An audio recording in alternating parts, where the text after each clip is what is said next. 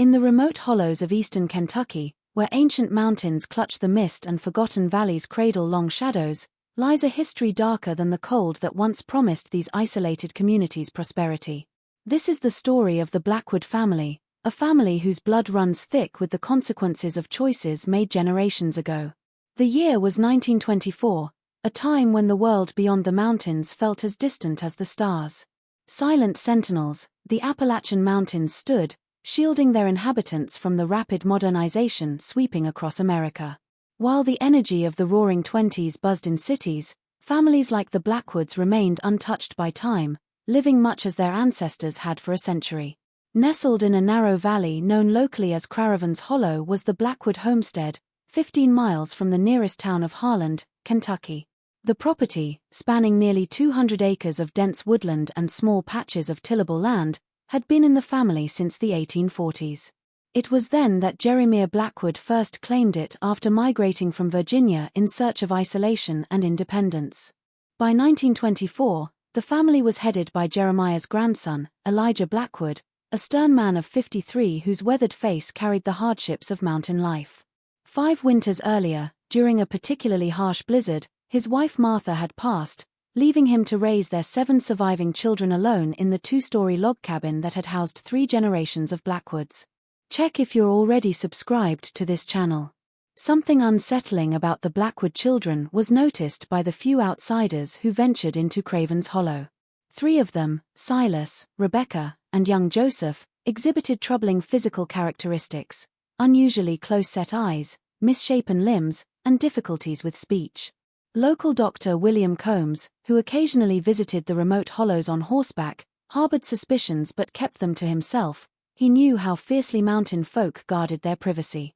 The Blackwoods keep to themselves more than most, Sheriff Thomas Miller remarked to a newly arrived coal company representative.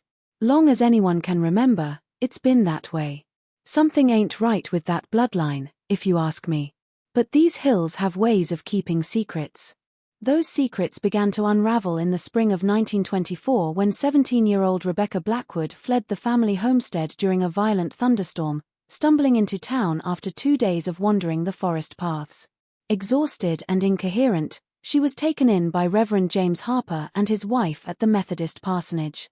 What Rebecca revealed over the following days would send shockwaves through Harland County and eventually attract the attention of medical professionals from as far away as Louisville. A family history of intermarriage spanning 3 generations that had produced increasingly severe consequences in the Blackwood lineage.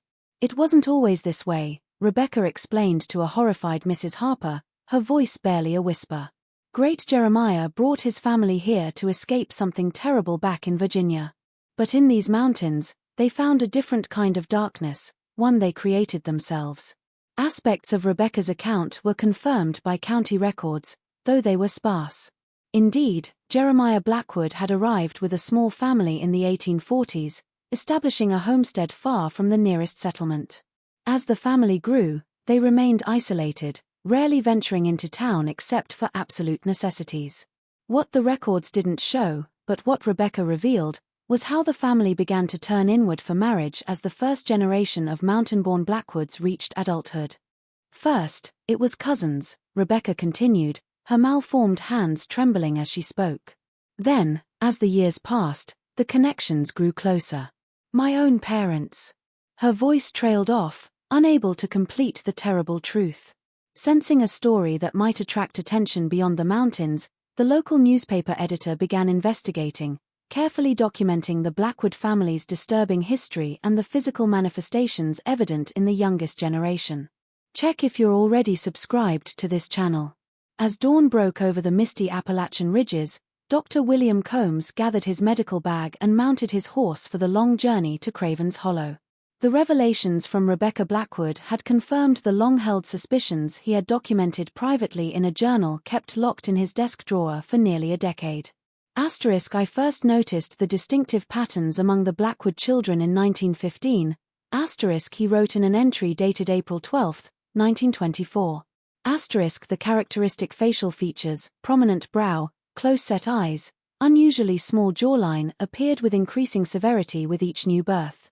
I questioned Elijah once about his family history but was met with such hostility that I never broached the subject again. What Rebecca has revealed explains everything I've observed but could not prove. Accompanying Dr. Combs on this journey was Sheriff Miller and a young anthropologist from the University of Kentucky named Edward Lawrence. Lawrence had been conducting research on isolated Appalachian communities when word of the Blackwood case reached Lexington. His interest was immediate and intense. The geographic isolation of these mountain communities creates natural conditions for genetic isolation, Lawrence explained as they rode. What we're seeing with the Blackwoods is likely an acceleration of recessive traits due to successive generations of close familial reproduction. It's a scientific tragedy unfolding before our eyes. When the three men arrived at the Blackwood homestead, they found Elijah waiting on the porch, a shotgun across his lap. Behind him, partially hidden in the shadows of the cabin doorway, stood 4 of his children, their eyes wary and frightened. "You ain't welcome here," Elijah called out, his voice carrying across the small clearing. "We don't need no outsiders poking around our business." Sheriff Miller stepped forward, hands visible. "Elijah, we've known each other 20 years. We're not here to cause trouble. We just want to check on the young ones, make sure everyone's healthy." The standoff lasted nearly an hour before Elijah reluctantly allowed Dr. Combs to examine the children while Sheriff Miller and Lawrence remained outside. What the doctor discovered inside the cabin only confirmed the worst fears. 7-year-old Joseph could barely walk, his legs grotesquely bowed, while 9-year-old Sarah showed signs of severe intellectual impairment. Silas, at 15, exhibited less severe physical symptoms but struggled with slurred speech and unpredictable bursts of aggression. "These children need medical attention," Dr. Combs insisted, facing Elijah's stony glare. "The boy, especially Joseph's condition, will worsen without proper care." Elijah spat on the rough wooden floor. "Blackwoods take care of their own. Always have. You bring your fancy doctors and ideas up here, but what do you know about surviving these mountains? Our ways kept us alive when others starved." What Elijah didn't reveal was how those ways had evolved.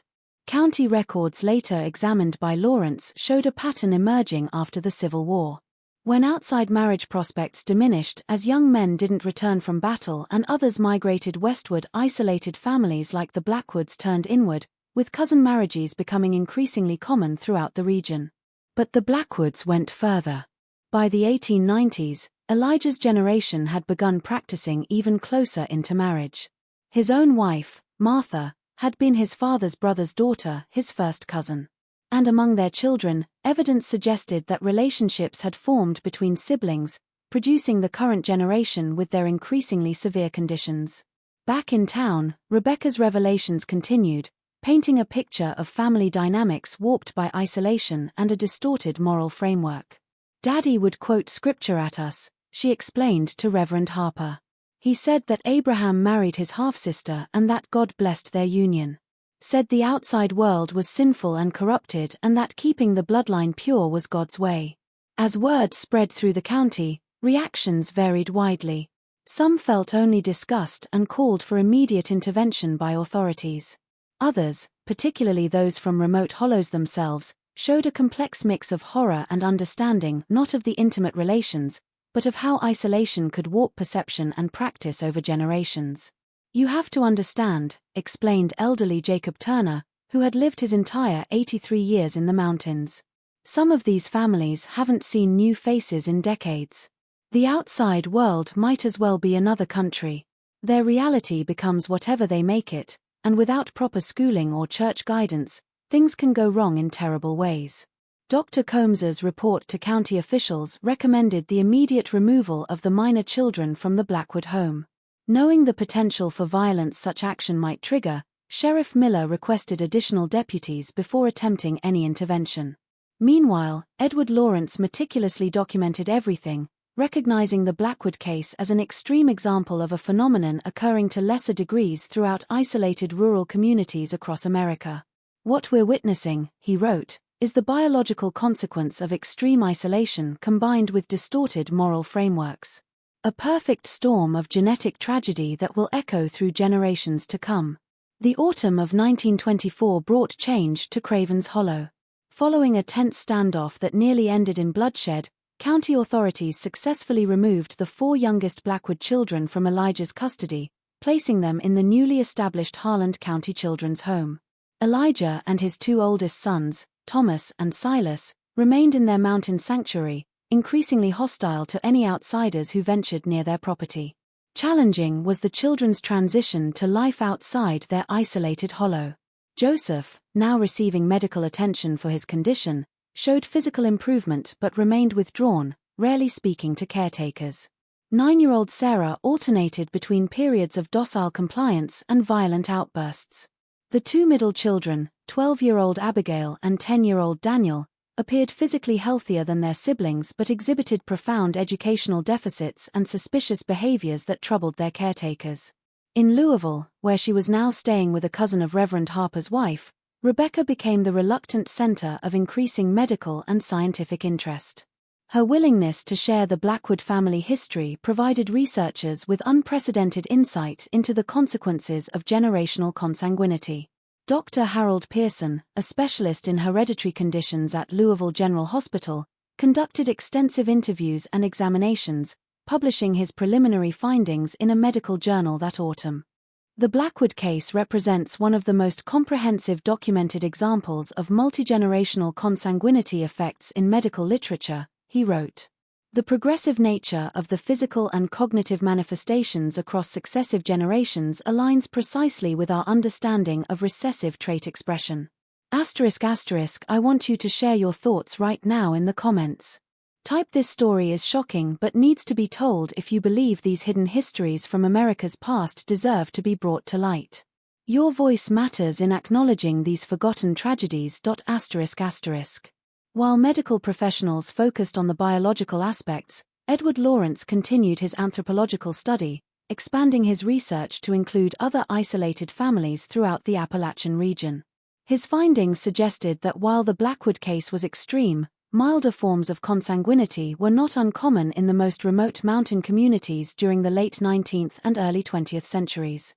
Economic necessity, geographic isolation, and cultural suspicion of outsiders created conditions where marriage between cousins became an acceptable practice, Lawrence noted in his research journal.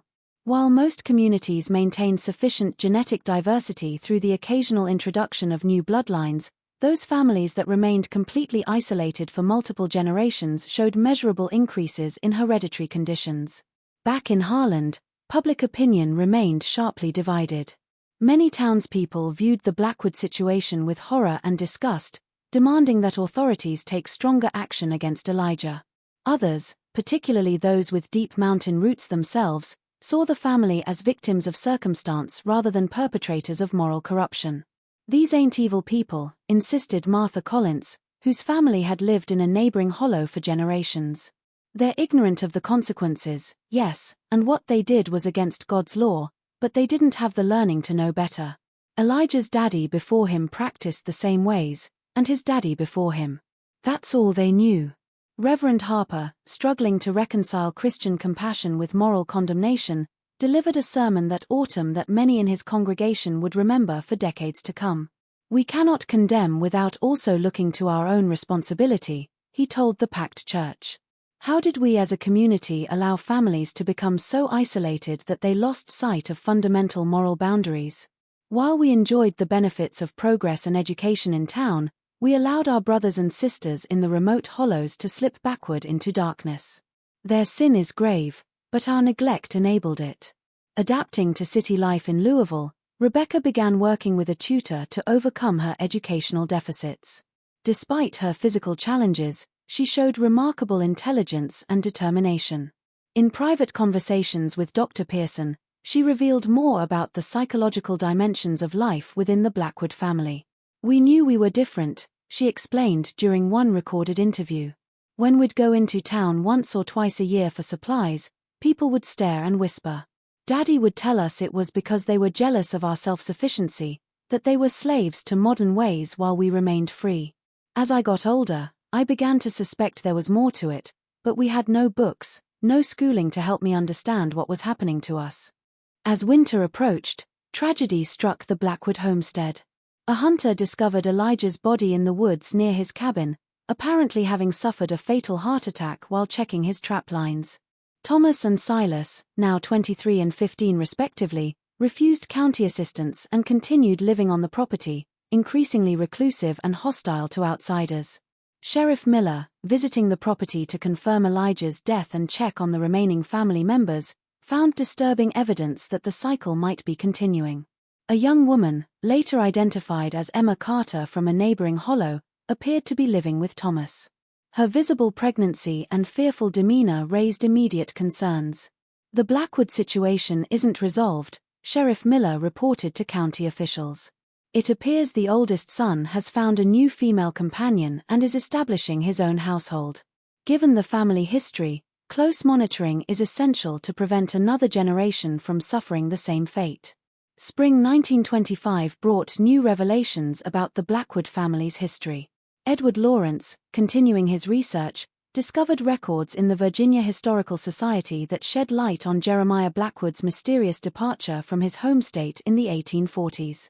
Jeremiah Blackwood did not leave Virginia seeking mere independence, Lawrence wrote in his expanding manuscript. Court documents from Patrick County, Virginia, dated 1841, indicate that Jeremiah fled following accusations regarding an inappropriate relationship with his half-sister, Elizabeth.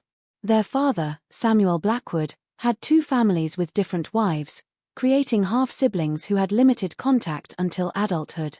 When Elizabeth became pregnant at age 17, local suspicions led to a formal investigation. These records suggested that the pattern of consanguinity didn't begin in the isolation of Kentucky's mountains but had been transported there by the family patriarch. Jeremiah and Elizabeth, according to Lawrence's research, traveled to Kentucky as husband and wife, their true relationship unknown to their new neighbors.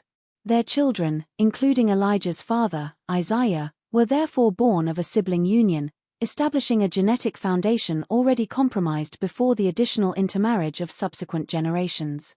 Dr. Pearson incorporated these findings into his continuing study of the family's medical history. The compounding effect of successive consanguineous unions explains the accelerated presentation and increased severity of conditions observed in the youngest generation, he noted. What we are witnessing is the cumulative impact of recessive gene expression over approximately 4 generations of increasingly close familial reproduction. Emma Carter's family finally learned of their daughter's whereabouts and situation. Her father, Jacob Carter, and 3 brothers arrived at the Blackwood homestead in late April, leading to a violent confrontation with Thomas Blackwood. Sheriff Miller and 2 deputies intervened, preventing fatalities, but not before Thomas suffered a serious gunshot wound to his shoulder. Emma, 6 months pregnant and showing signs of malnourishment and physical abuse, revealed that she had not gone willingly to the Blackwood property. He took me while I was gathering berries last fall, she told authorities. Kept me tied up at first. Said I was going to be his wife whether I wanted to or not. Said the Blackwoods needed new blood. This revelation transformed public perception of the case. What had been viewed by some as an unfortunate consequence of isolation and ignorance now appeared more sinister. Thomas Blackwood, once he recovered sufficiently from his wound, was charged with kidnapping and assault, then held in the county jail awaiting trial. Emma returned to her family's home, where Dr. Combs provided prenatal care and monitored her health closely. The psychological trauma of her captivity, combined with concerns about the viability of her pregnancy given Thomas' genetic history, made her situation particularly delicate. Meanwhile, 15-year-old Silas, now alone at the Blackwood homestead, was placed under the reluctant guardianship of his mother's distant cousin, Harold Jenkins, who agreed to move to the property temporarily. Authorities considered removing Silas to the children's home but recognized that his age and behavioral issues would make institutional care challenging. In Louisville, Rebecca Blackwood continued to make remarkable progress. Her tutor reported that she had advanced through 4 grade levels of reading instruction in just 6 months, showing an insatiable appetite for knowledge. Dr. Pearson arranged for corrective surgery to address some of her orthopedic issues, improving her mobility significantly. The Blackwood case demonstrates the resilience of the human spirit even in the face of profound biological challenges, Dr. Pearson observed. Rebecca's intellectual development, once freed from the constraints of isolation and provided with appropriate educational resources, has been nothing short of extraordinary. Edward Lawrence expanded his research to include other documented cases of isolated family groups throughout Appalachia, finding patterns that suggested the Blackwoods, while extreme, were not entirely unique. His work attracted attention from eugenics advocates, a connection that troubled him deeply and that he actively disavowed. The Blackwood situation is not evidence supporting eugenic theories, he wrote forcefully in response to correspondence from a prominent eugenics organization. Rather, it demonstrates how isolation, lack of education, and an absence of community oversight can distort normal human development and social structures. The solution lies not in eugenic controls, but in ensuring that no community remains so disconnected from broader society that fundamental moral and biological boundaries erode. As summer approached, Emma Carter gave birth to a son who exhibited no immediately apparent physical abnormalities, a fact that brought both relief and complex emotions to all involved. Dr. Combs, present for the delivery, noted that while the infant appeared healthy, only time would reveal whether he carried recessive genetic traits that might manifest later or in future generations. The Carter family, staunchly religious and deeply traumatized by Emma's ordeal, struggled with how to integrate the infant into their family. Reverend Harper provided counsel, emphasizing that the child bore no responsibility for the circumstances of his conception. "The sins of the father shall not be visited upon the child," he reminded Jacob Carter. "This innocent boy deserves love and acceptance regardless of his lineage." In July 1925, Thomas Blackwood's trial became the most significant legal proceeding in Harland County's history. Reporters from newspapers as far away as Cincinnati and Richmond attended, bringing national attention to both the kidnapping case and the underlying story of the Blackwood family's generations of consanguinity.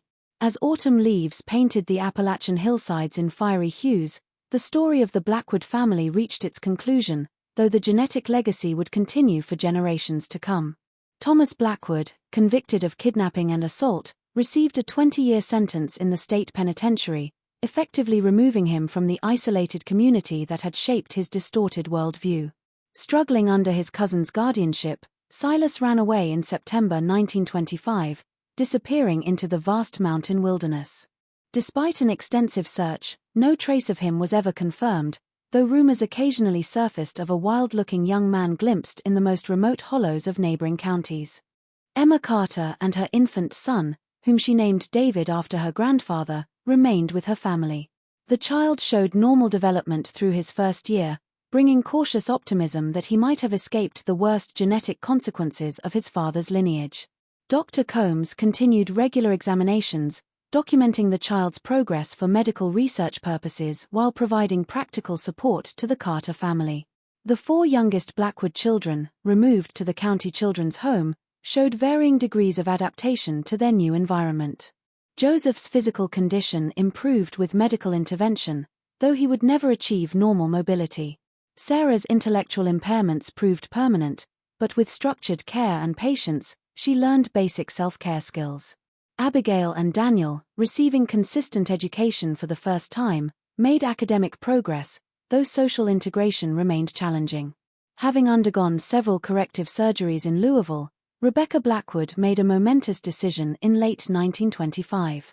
With Dr. Pearson's support, she enrolled in a special program at Berea College, an institution founded specifically to provide educational opportunities to Appalachian students. Though her physical disabilities presented challenges, her intellectual gifts flourished in an academic environment. "I want to become a teacher," she told Dr. Pearson during her final consultation before departing for Berea. "Not just any teacher, but one who goes to the most remote communities, bringing education to children who would otherwise grow up as I did in ignorance of both the world and themselves." Edward Lawrence completed his anthropological study in 1926, publishing a carefully nuanced account that balanced scientific documentation with compassionate understanding of how isolation shaped Appalachian family structures. His work influenced subsequent outreach efforts, including educational initiatives and public health campaigns targeting remote mountain communities. The Blackwood homestead, unoccupied after Silas's disappearance, gradually succumbed to the elements. By 1930, the roof had partially collapsed, and forest vegetation reclaimed the small cleared areas around the cabin. Local residents, still uncomfortable with the property's history, avoided the area, giving rise to folk tales about curses and hauntings that persisted for decades. Dr. Combs maintained detailed medical records on all surviving Blackwood family members, creating an invaluable longitudinal study of consanguinity effects. His work, later incorporated into broader genetic research, contributed significantly to scientific understanding of recessive trait inheritance patterns. The most profound legacy, however, emerged through Rebecca Blackwood's work. After completing her education at Berea College, she joined a rural outreach program that sent teachers into isolated Appalachian communities. Over the next 30 years, she established makeshift schools in dozens of remote hollows, bringing basic education to hundreds of children who might otherwise have remained as isolated as her own family had been. "Knowledge is the only true cure for isolation," she wrote in a journal entry from 1940. "Not just academic knowledge, but awareness of the wider world and one's place within it. What happened to my family was not inevitable. It was the product of ignorance sustained across generations. By bringing light into these dark hollows, we can ensure such tragedies are never repeated." Rebecca never married or had children, a decision she described as both personal and ethical, but her impact extended far beyond a biological legacy. Former students remembered her as strict but deeply compassionate, someone who understood mountain life intimately while insisting that isolation need not mean ignorance. In 1952, when the state of Kentucky finally established a formal rural education initiative reaching even the most remote communities, Rebecca Blackwood was appointed as a senior advisor, bringing her lifetime of experience to shape policy that would transform educational access throughout the Appalachian region. The medical consequences of the Blackwood family's history continued to express themselves in subsequent generations. David Carter, growing to adulthood without obvious impairments, had 5 children of his own. 2 of them exhibited mild manifestations of conditions seen more severely in the Blackwood line, evidence that recessive genes continued to impact the family tree, albeit in diluted form. The youngest Blackwood siblings, raised in institutional and later foster settings, had varying outcomes in adulthood. Joseph and Sarah remained dependent on care throughout their lives. Abigail eventually married and had 2 children, both of whom showed minor developmental delays. Daniel, after struggling with behavioral issues in adolescence, found stability working on a tobacco farm and lived a quiet, solitary life. By the 1960s, as improved roads and electronic communication gradually reduced the isolation of even the most remote Appalachian communities, the Blackwood story became a cautionary tale taught in regional medical schools and sociology programs. What had once been whispered about in scandal was transformed into an educational case study on the importance of community connection and the dangers of extreme isolation. In her final public address before her death in 1973, an elderly Rebecca Blackwood spoke to a graduating class of rural teachers at the University of Kentucky. "The mountains that sheltered my family also imprisoned them," she told the attentive audience. Physical isolation became mental isolation, and then moral isolation. But no natural barrier, no mountain, no river, no forest is as impenetrable as ignorance. You, as teachers, carry the light that dispels that darkness. One classroom at a time, one child at a time, you ensure that no family remains so cut off from humanity that they lose sight of what it means to be human. If you watched all the way to the end, it means you appreciate these untold stories from American history. Leave a comment saying, "I watched it all," so I can know who truly values these hidden histories from our channel. Don't forget to subscribe to make sure you never miss our next investigation into the darkest corners of America's past. Like this video if you found it educational, and share it with someone who appreciates learning about the complex realities of our nation's history. ****.